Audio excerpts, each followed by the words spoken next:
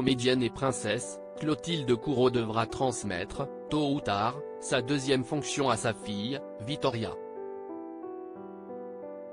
La maman de 53 ans a expliqué comment elle prépare l'aîné de la famille à endosser son futur rôle. Clotilde Courreau remet son costume de comédienne pour interpréter Marianne, embourbée dans une situation très délicate aux côtés de Dolly Navarre, Gérard Darmon et Max Boublil.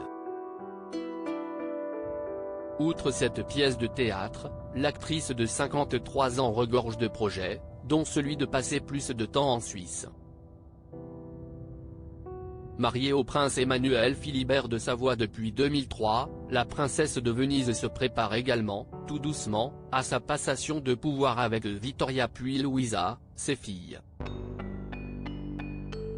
Interviewée par la presse romande, la mère de famille a expliqué comment elle prépare l'aîné à endosser ses futures responsabilités.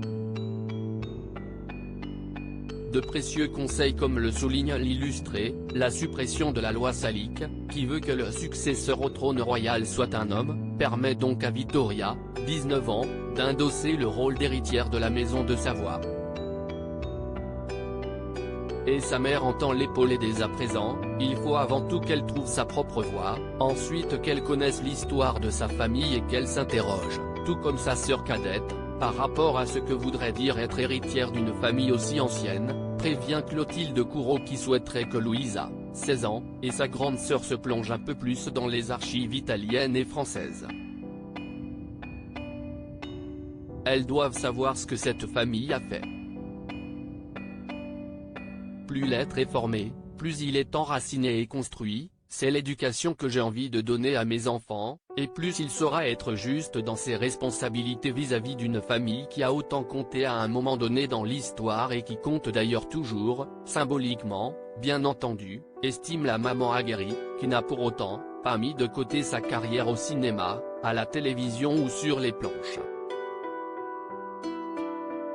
Sa belle leçon de vie, la comédienne considère que son métier est une activité de grande valeur, car la culture est fondamentale, elle permet d'accéder au texte, elle forme et élève l'esprit.